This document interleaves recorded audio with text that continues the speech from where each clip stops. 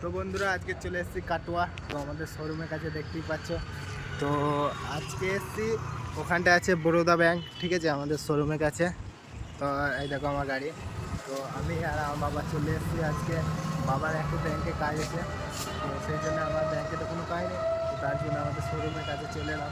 তো শোরুমে আজকে একটা দাদা থাকে, আজকে শনিবারের দিন আমাদের শোরুম বন্ধ থাকে, শুধু ওই থাকে, নতুন গাড়ি বিক্রি করে। তো সেই জন্য আজকে চলে এসেছি। এটা আমাদের দাদা ফাইন্যান্সার দা, ঠিক আছে। তো চলো তোমাদেরকে দেখাচ্ছি। এই দেখো সার্ভিস করছে।